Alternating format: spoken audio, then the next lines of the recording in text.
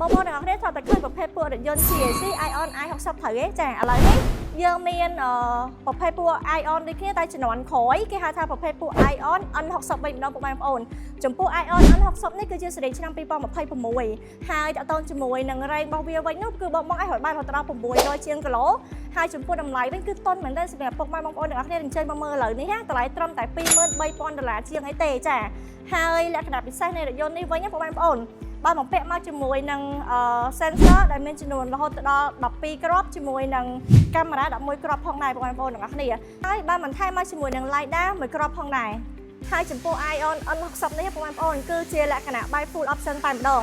ដែលបានបំពាក់មកជាមួយនឹង Blind Spot មានទាំងសងខាងហើយបន្ថែមមកជាមួយនឹងដៃទ្វារជំនាន់ថ្មីចាគឺមានសភាពបែបនេះបងប្អូនគឺសុវត្ថិភាពសម្រាប់អ្នកប្រើប្រាស់រថយន្តនេះផងដែរឥឡូវយើងកន្លែងមកមើលពីផ្នែកខាងក្នុងនៃរថយន្តវិញម្ដងបងប្អូនចាចំពោះ interior ខាងក្នុងគឺគេ design មកជាលក្ខណៈបែបស្បែកពូកពណ៌រាងសចាហើយបន្ថែមមកជាមួយនឹងកៅអីអូតូទាំងសងខាងមានរួមបញ្ចូលជាមួយនឹង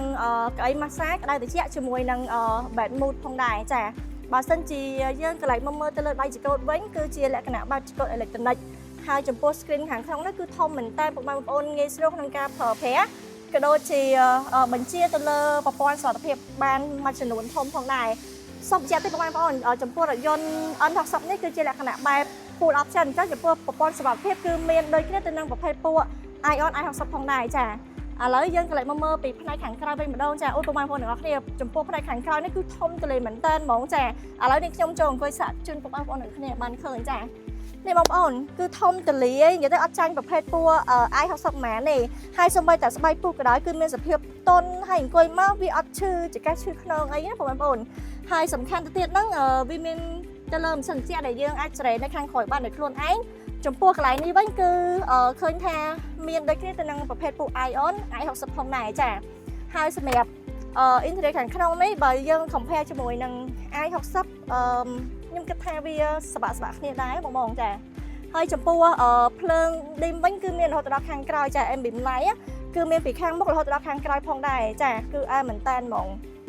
ចាបើយើងកន្លែងមកមើលពីផ្នែកខាងក្រោយវិញពុកម៉ែបងប្អូនចាគឺចំពោះរាងរបស់គេគឺខ្ជូតមែនតើបងចារាងរបស់ប្រភេទពួក N60 នេះបងគឺមានអារម្មណ៍ថាវាខ្ជូតជាង i60 ចា